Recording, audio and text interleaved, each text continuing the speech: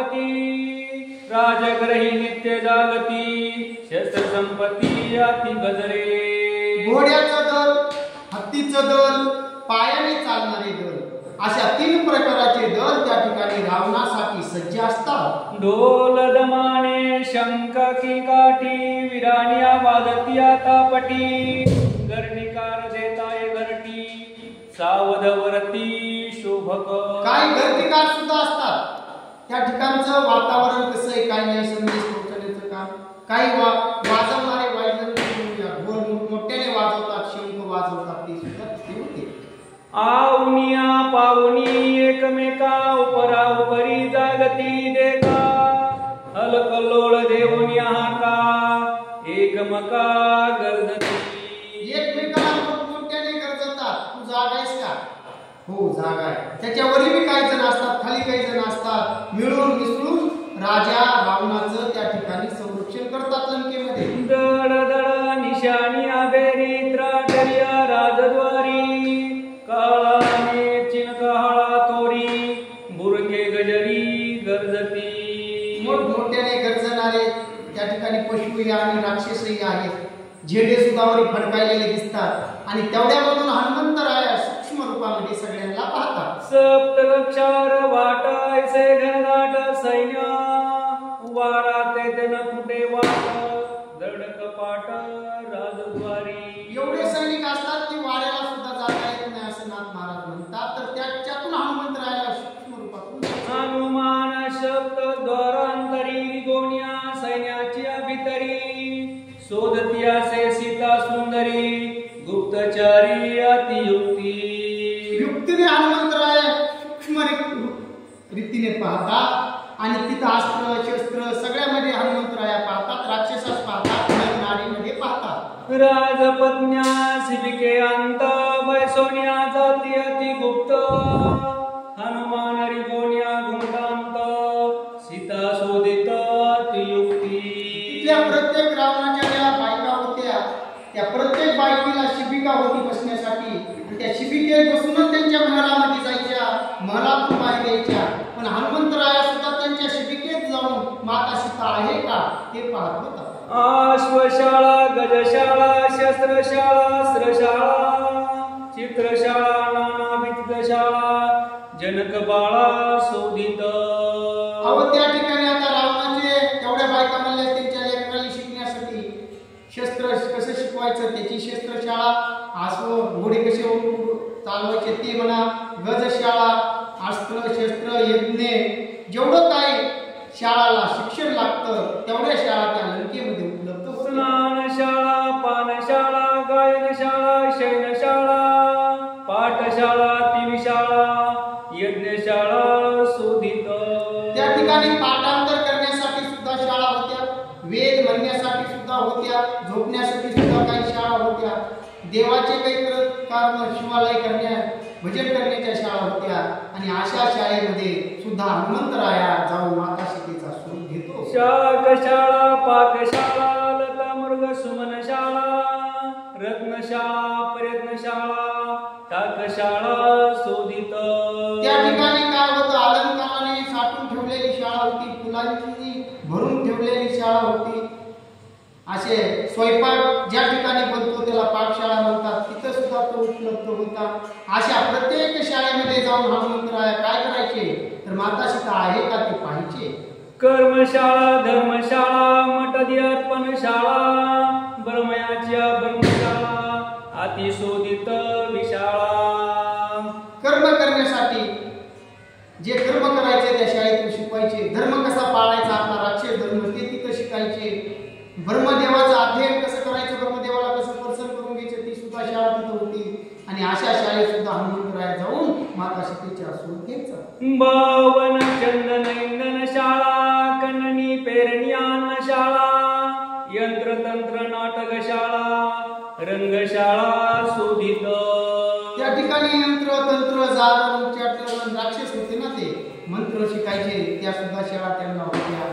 आणि अशा शाळेमध्ये जाऊन सुद्धा त्या ठिकाणी हनुमंतराया पाहतो. नाना परिच्या वातायने नाना परिच्या विताने गोपरे उपरी नाना स्थाने गोप्य स्थाने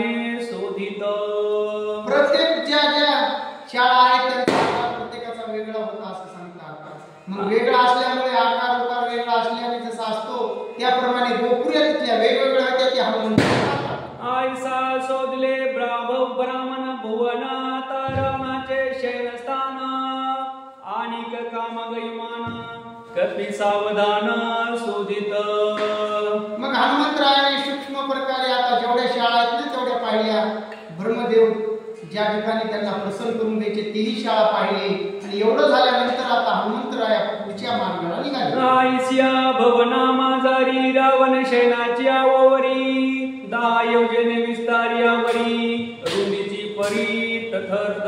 आतापर्यंत त्या लेकरांनी समजाला शिक्षणाला शिकण्यासाठी किंवा सैन्याला शिकण्यासाठी शाळा पाहिल्या. परंतु आता रावण ज्या ज्या ठिकाणी राहत होता तर तो एक 10 योजन त्यांचा विस्तार होता असे म्हणे.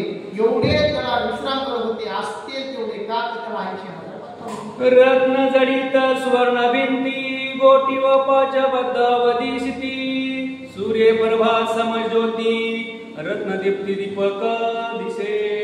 त्याचं ते बनवलेलं जे राहण्याचं घर आहे 80,000 बायकांना आणि रावणाचे समजा विश्राम राहण्यासाठी सोन्यानं बांधल्यामुळं सूर्य ज्याप्रमाणे चमकतो त्याप्रमाणे त्याचं ते भुवन चमकायचं. ओवळवनिया मुक्त फळा वाता येनिया हेम माळा हेम मंचकी मणिके किळा हेम माळा मोती लग. मग ते घर बांधलेलं वरून वरच्या बाजूने पूर्ण सोन्याच्या मण्याने ओवलेल्या माळा होत्या. त्या माळा लोंबायच्या आणि त्या लोंबलेल्या आकर्षक दिसायच्या. ते हनुमंतराया सूक्ष्म रूपानं पाहतात. हेम मुक्त मनिया विराजमाना हेम सुप्रिया शोभे विताना सुवासे कोंदले गगन वसंत पवन कामारे. त्या ठिकाणी मनी सोन्याचे झाड होते आणि ते ओवलेल्या माळी पूर्ण आणि फुलं सुद्धा त्या ठिकाणी सुगंध देणारे होते. त्यामुळे हनुमंतरायाचं मन त्या ठिकाणी सुगंधित झालं. सूक्ष्म रूपानं पाहू वितान तळी वातायना सुगंध सुवासे झळके पवना त्या माझी कामागयमाना दिव्यमान तेजस्वी. ज्याप्रमाणे वारा सुगंध देतो तिथल्या फुलांचा एक इकडून तिकडे नेतो आणि आपल्या वाऱ्याचं काम आहे सुगंध आपल्यापर्यंत पोहोचायचं. परंतु हा अहंकार कुणाचा आहे? रावणाचा आहे. आणि तो कमी करण्यासाठी श्रीराम आहे असं विचार करतात. बरुमया कारणे दिव्यमाना विश्वकर्मा करियुमाना ते देव सोनिया चतुराना सुख प्रसन्न विचरत. ब्रह्मदेवाला पावन करून घेतलेले रावणानं खूप अनुष्ठान केलं होतं. म्हणून ब्रह्मदेवाने विश्वकर्म्याला सूचना केल्या किंवा आज्ञा दिली आणि त्या आज्ञेमुळं विश्वकर्म्यानं एक विमान बनवलं होतं. त्या विमानाचं स्वरूप आता हनुमंतराया सूक्ष्म रूपानं पाहतात. त्याच्या विमाना कारणे कुबेर तप करिया प्रयत्ने एकांगुष्ट धरोनिया चरणे एकाग्र राहणे निराहार. आता त्याचं ते विमान आहे. मग त्याच्यासाठी कुबेर सुद्धा एका अंगुठ्यावर अनुष्ठान करतो. कुणाचं? ब्रह्मदेवाचं. मला सुद्धा एक चांगलं विमान मिळावं. करिता तपशतानुशते ब्रह्म प्रसन्न होनिया त्याते कुबेरासी विमान देत हर्षयुक्त तो झाला. एक अंगठ्यावर कुबेरानं 100 वर्ष अनुष्ठान केलं ब्रह्मदेवाच्या नावानं. त्यावेळेस देवाला क्यू आली, दया आली आणि दया येऊन त्या ठिकाणी कुबेराला म्हणतात महागाता. घेऊनिया कामागयुमान चाले पावया चैत्रवना तपोवन नंदनवन सुख प्रसन्न क्रीडत. मग त्याचमुळं आता कुबेर सुद्धा चैत्रवन कुबेरवन अलकापुरीमध्ये जे सुगंधित वन आहे ते कामाभिमान आयसा देखोनिया रावण सोडोनिया बंधू सोदरपण कुबेरासी करोनिया रण येतले विमान हिरोनी. जे कामाभिमान होतं ते मुळामध्ये ब्रह्मदेवाने कुबेराला दिलं आणि त्या कुबेरामध्ये आनंदाने कुबेर फिरत आहे हे रावणाला देखवलं नाही. आणि स्वतःचा असणारा मोठा भाऊ त्याच्यासोबत त्यानं युद्ध केलं आणि युद्ध करून ते विमान हे विमान पयत रावणा ते घरात हे ते बैसोनी लंकानात सुखे क्रीडत स्त्रियांशी. मग त्याच कुबेराचे विमान हिसकावून घेतल्यामुळे त्या विमानामधून जे पाहिजे त्या स्त्रीला त्या विमानात बोलवायचा आणि तिच्या सोबत रमत बसायचा असा हा रावणाचा डाव असायचा. विमान शोभा पुष्कळ खांबो खांबे इंद्र निळ त्यावरी शोभत्या महानिळ अति सुनीळ भूमिका. विमानच तसं दैदेव विमान होतं आणि दैदेव विमान असल्यामुळं रावणाला खूप आनंद वाटायचा आणि त्याच्यामधून तो आपण कामा विमानामधून आपल्या बायकाला घेऊन फिरायचा. ही शोभा म्हणजे इंद्रदेवापेक्षाही मोठी आहे असं सांगतात. विमाना मुक्ता फळाची झालरी रत्न जडलिया उपरा उपरी पांच प्रदीप हरोहरी चढे त्यावरी हनुमंत. मग अशा प्रकारचे ते 5 एकावर एक हरी होते म्हणे आणि त्याच्यामध्ये सूक्ष्म रूपामध्ये हनुमंतराय त्या विमानात जातात आणि त्या विमानात माता सीता आहे का ह्याची शुद्धी पाहण्यासाठी तिथं पाहतात. आती सुस्मते हनुमंत लघु लागवे विमानात रिगोन्या पातसे वृतांत सीता सुध्यर्थ शोधावया. माता सीतेची शुद्धी जाऊन जे कुबेराचं विमान हिसकावून आणलेलं रावणानं आहे त्या विमानात हनुमंतराया पाहतात. रावणाच्या निज भुवनाती शोभा दिद्यमान त्या माझी शोभती विमान विराजमान निज स्त्रिया. त्याचं भवन सुद्धा सुंदर आहे शोभायमान आहे त्यावरून त्याचं कामा विमान सुद्धा शोभायमान आहे. हे हनुमंतराया सूक्ष्म रूपाने पाहतात का तर माता सीते त्यात आहेत का. जे लक्ष्मी स्वय इंद्रापासी ते वैभव यमवरुणासी त्या होण्याती विशेषी रावनगरासी अति शोभा. या ठिकाणी हनुमंतराया पाहतात त्यावेळेस त्याला वाटतं किंवा इंद्रदेवापाशी जेवढी संपत्ती आहे येम कुबेरापाशी जेवढी आहे वरुणापाशी आहे त्यापेक्षाही रावणाकडे संपत्ती जास्त असावा असा हनुमंतरायाच्या नजरेत आढळून येतो. नित्य नूतन पायनी श्री विराजमाने दशाननी त्याच्या शयनस्थानी दिव्य योगिनी योषिता. त्याच्या त्या योषिता आहेत अनेक प्रकारच्या त्याच्या त्या बायका आहेत आणि त्याच्यासोबत जिथं जाईल तिथं प्रत्येक महलाला प्रत्येक घराला एक जर असेल तर सोन्याची एवढ्या संपत्तीचं निरीक्षण सूक्ष्म दृष्टीने हनुमंतराया करतात. शुद्ध पद्मिनीच्या जाती नागकन्या नेनो किती देवकन्या दिव्यदीप्ती असंख्यात राजकन्या. आता त्या ठिकाणी किती त्या पद्मिनी कन्या किती नागकन्या किती काय याची वर्णन लावून ह्याची मोजण्यामध्ये सुद्धा वेळ पुरणार नाही किंवा मोजता येणार नाही एवढे आहेत असा हनुमंतराया सूक्ष्म नजरेने रावणाच्या लंकेतल्या स्त्रिया पाहतात. सूरवर नरकन्या गंधर्वाची निधनायिका दैत्य दानवाची अनेका रावणे देखा निल्या. आता रावणाने काय केलेले गंधर्वाचे असतील काही दैत्याचे असतील काही दानवाचे असतील काही सुराचे असतील अशा जे काही पळून आणलेले आहेत त्या सगळ्या मिळून अशा 80,000 आहेत असं सांगतात. त्याचंच वर्णन हनुमंतराय करतात. जी जी पूर्व स्त्रिया रत्ने ती ती करोन्या भोगाया तने स्वयानिल्या दशानने विराजमाने तेजस्वी.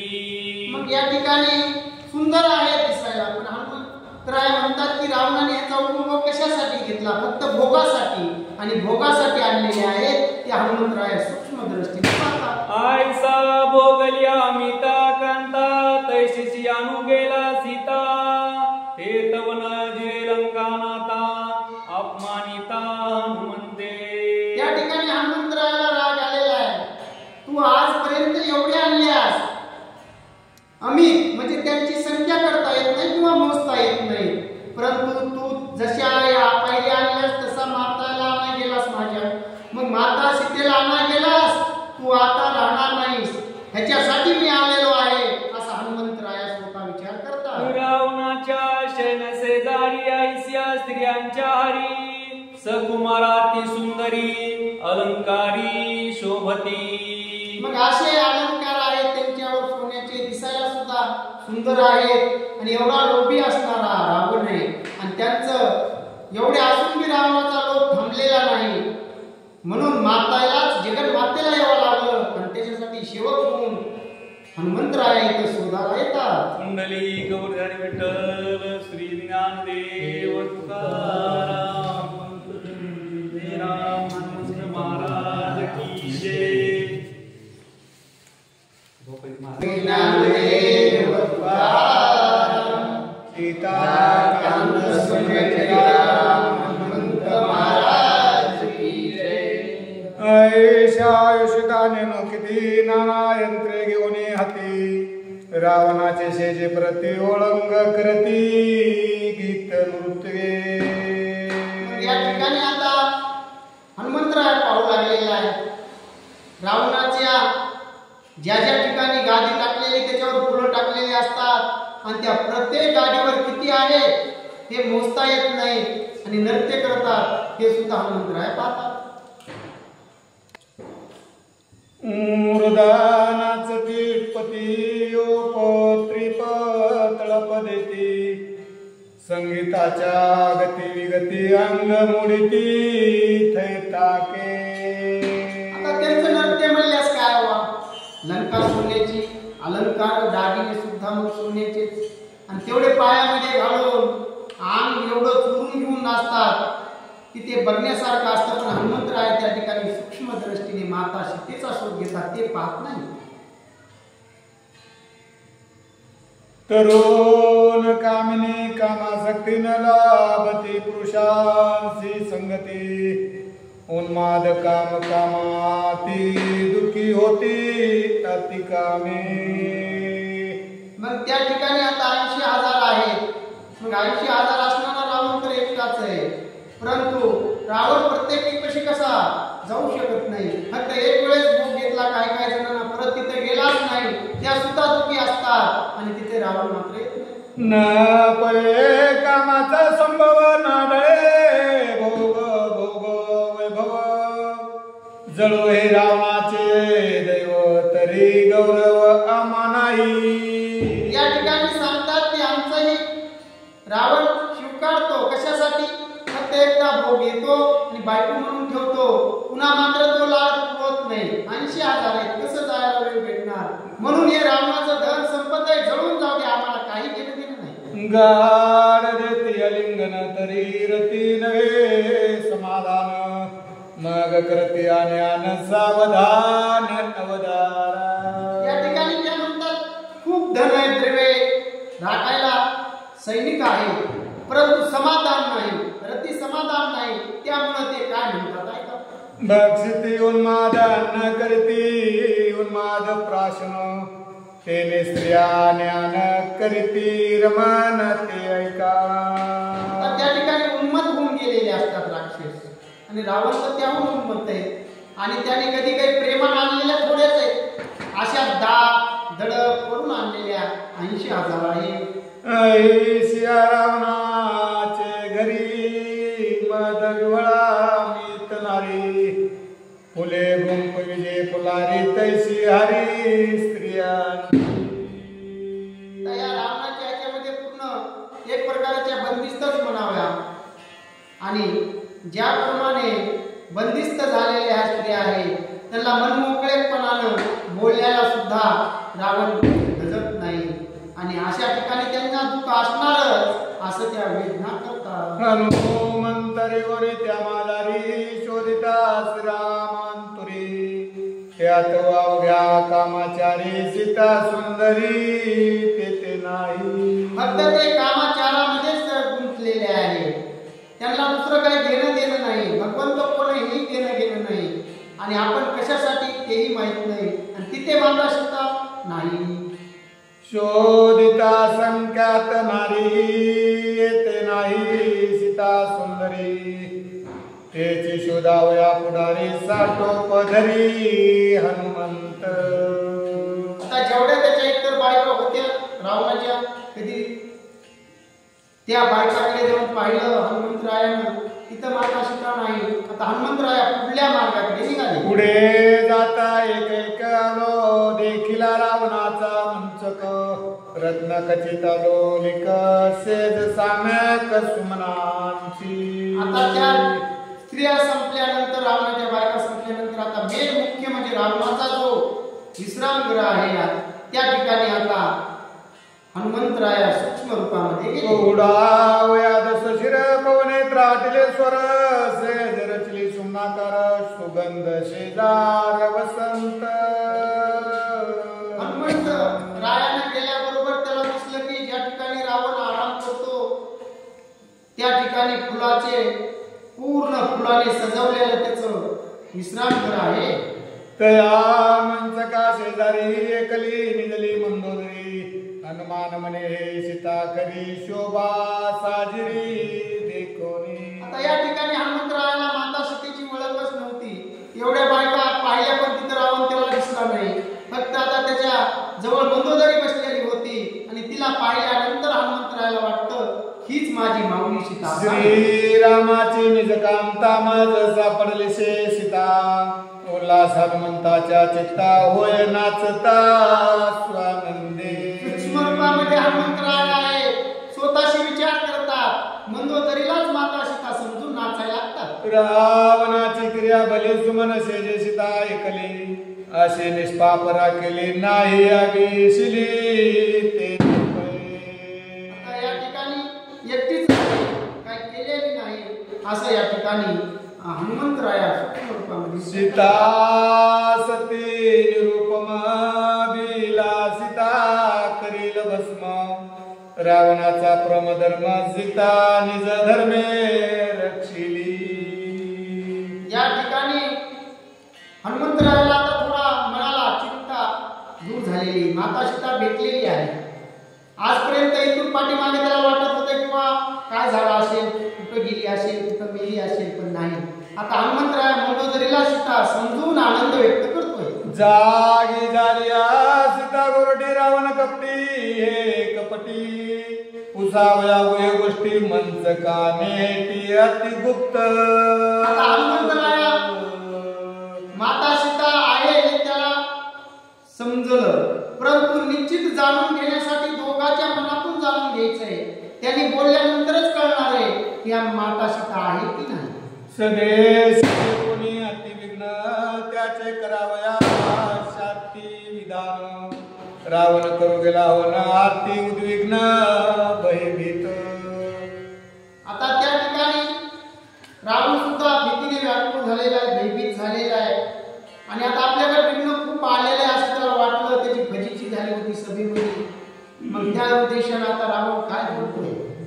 सभेचा आठवता गाद रावणा हो पाय प्राणांत.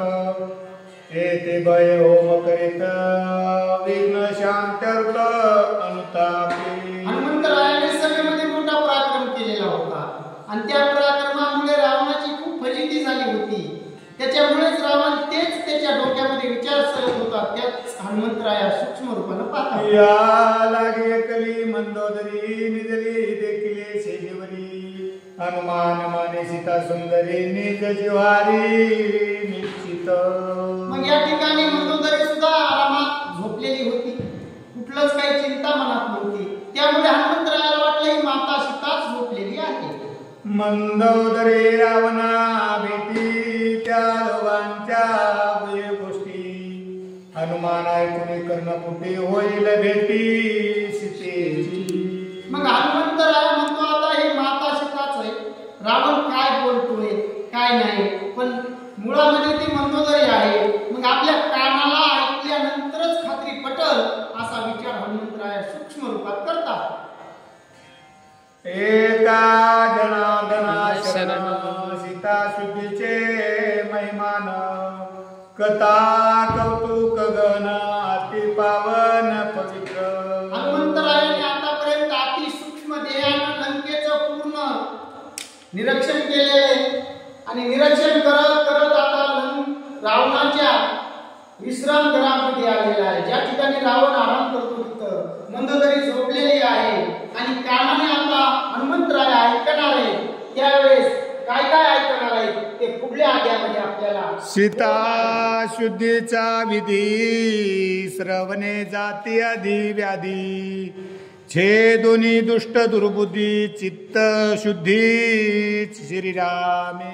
माता सीतेच्या शुद्धीची जर आपण कथा आपल्या कानावर पडली तर आपलं चित्त शुद्ध होतं आणि आपल्यातली दुर्बुद्धी निघून जाते आणि आपण भगवान श्रीरामाच्या सेवेला लागतो असं नाथ महाराज सांगतात. श्रीराम जय राम जय जय राम.